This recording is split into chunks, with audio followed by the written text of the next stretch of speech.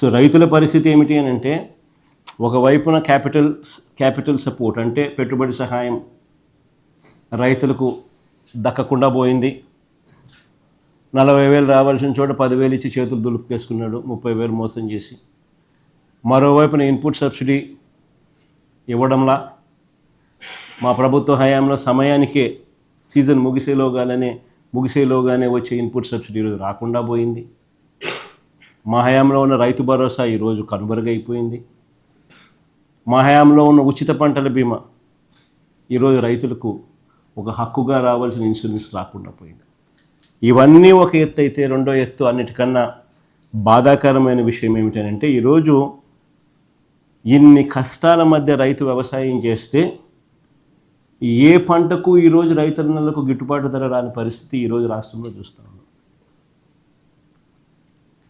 గత ఏడాది last year ధాన్యం, కందులు, మినుములు, పెసలు, సజ్జలు, మిర్చి, పొగాకు, ఉల్లి, టమాటో, కొక్కో, చీనీ, మామిడి ఇలా ఏ పంట తీసుకున్నా కూడా ధరలు రాక రైతన్నలు తీవ్రంగా నష్టపోయిన పరిస్థితులే కనిపిస్తాయి. ఇక ఈ ఏడాది పరిస్థితి చూస్తే కూడా అంతే. ఇప్పటికే మోంతా తుఫానుతో నష్టపోయి ఉన్న ఆ రైతులకు ధాన్యాన్ని కొనేవాడు లేడు. మామూలుగా 75 కేజీల బస్తా ఎంఎస్పి ప్రకారం 1,776 రూపాయలు రావాలి. ఈరోజు పరిస్థితి ఏమిటి అని అంటే, రైతులకు 1,200 రూపాయలకి ఇస్తారా, 1,300 రూపాయలకి ఇస్తారా అని చెప్పి ఈరోజు దళారులు రైతులను ఈరోజు అడుగుతా ఉన్న పరిస్థితి. ఆశ్చర్యం కలిగించే విషయం ఏమిటి తెలుసా? ఇంకో పక్క దిత్వా తుఫాన్ అంటే ఇప్పుడు జరుగుతా ఉంది. లాస్ట్ ఫ్యూ డేస్ నుంచి దిత్వా తుఫాను చూస్తూ ఉన్నాం. ఇంకో పక్క దిత్వా తుఫాను హార్వెస్టింగ్ సమయంలో వస్తుందని 10 రోజుల ముందే మనకు తెలుసు.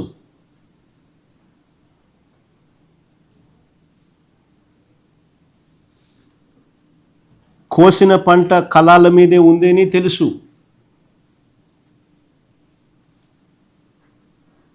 ఇంకా ఆశ్చర్య విషయం ఏమిటంటే, ఈ పంట కొనకపోతే ధాన్యం తడిచిపోతుంది అని తెలుసు.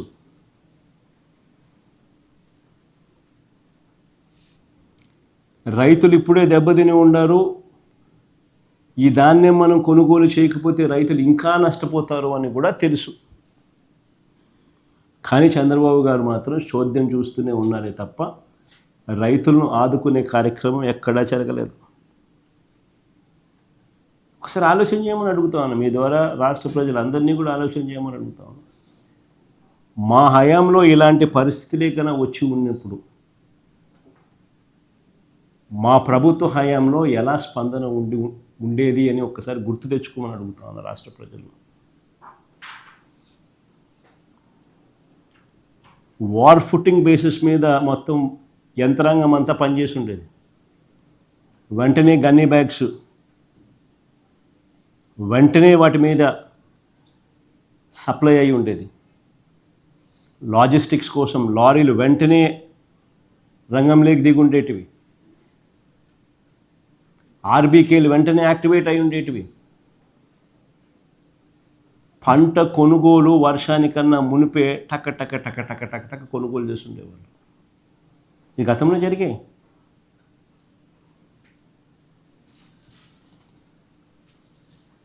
ఈరోజు ఎంత దారుణమైన పరిస్థితి ఉంది అంటే, రైతులు ఎలా పోయినా కూడా కనీసం పట్టించుకునే నాతులు లేని పరిస్థితిలో ఉంది. వరి రైతులే కాదు, ఈరోజు అరటి చూసినా అదే పరిస్థితి, మొక్కజొన్న చూసినా అదే పరిస్థితి, పత్తి చూసినా అదే పరిస్థితి, కొబ్బరి చూసినా అదే పరిస్థితి, వేరుశెనగ చూసినా కూడా అదే పరిస్థితి. ఏ పంటకు రేట్లు లేవు. చివరికి ఏ స్థాయిలో ఉంది అని అంటే, కేజీ అరటి ₹10 అంట. కేజీ అరటి పన్ను ₹10. ఇంకా రైతులు ఎలా బతుకుతారని అడుగుతా ఉన్నా.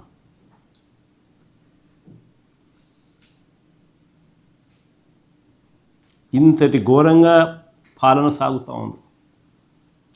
అదే ఒకసారి గతంలో మా ప్రభుత్వ హయాంలో ఒకసారి పాలనను గుర్తు తెచ్చుకుంటే ఇలాంటి పరిస్థితులు, ఇలాంటి సందర్భాలలో వైఎస్ఆర్సీపీ ప్రభుత్వ హయాంలో గతంలో అప్పట్లో అరటి, చీనీ రైతుల కోసం ఏకంగా ప్రత్యేక రైళ్లు నడిపాం.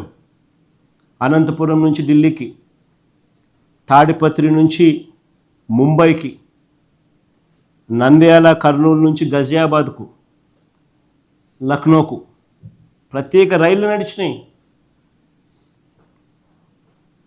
దీనివల్ల రైతులకు దళారీ బెడద తప్పింది. రవాణా ఖర్చు దాదాపు 40% తగ్గింది. ఎక్స్పోర్ట్స్ సైతం పెద్ద ఎత్తున అవైలబిలిటీలోకి వచ్చింది. మా ప్రభుత్వం రాకమునుపు అరటి ఎక్స్పోర్ట్స్ 23,000 టన్స్ ఉంటే మా ప్రభుత్వం 23-24కి వచ్చేసరికి 3 లక్షల టన్నుల ఎక్స్పోర్ట్స్ అరటి. ఇది ఎక్కడ 23,000, ఎక్కడ 3 లక్షల టన్నులు. ఎక్స్పోర్ట్స్ సైతం పెద్ద ఎత్తున అవైలబిలిటీలోకి తీసుకొచ్చినాం. రైతులకు అదనంగా 20-40% రేట్లు పెరిగాయి. మరి ఈ ప్రభుత్వం ఏం చేస్తూ ఉందని అడుగుతాను. చంద్రబాబు నాయుడు అనే వ్యక్తి ఏం చేస్తూ ఉన్నాడని అడుగుతా ఉన్నా. నిద్రపోతున్నాడా?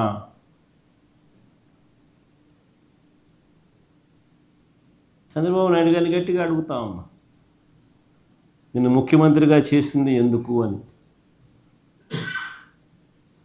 గాడిదలు గాయడానికా నిన్ను ముఖ్యమంత్రిగా చేసింది అని అడుగుతా ఉన్నా. కాదు కదా, గాడిదలు కాయడానికి కాదు కదా, పట్టించుకోవాలి కదా రైతులను.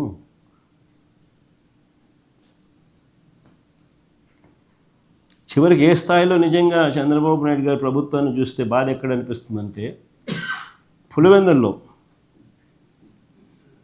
600 టన్నుల కోల్డ్ స్టోరేజ్ మా హయాంలో ప్రారంభోత్సవం చేసినాం. ఆ కోల్డ్ స్టోరేజ్ ఆపరేషన్లో లేదు, కరెంటు బిల్లులు ఖర్చు అవుతాయని. That is the flight of farmers. ఈరోజు ఆంధ్ర రాష్ట్రంలో రైతుల పరిస్థితి అంత దయనీయంగా ఉంది.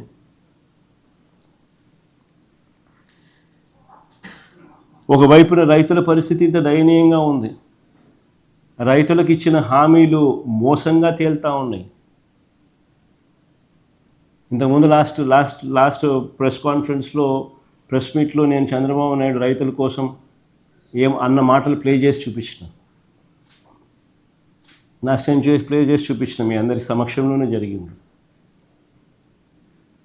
పిఎం కిసాన్ కాక అన్నదాత సుఖీ బాబా 20,000 ఇస్తానన్న మాటలు ప్లే చేసి చూపించిన ఇక్కడ ఇదే టీవీలోనే.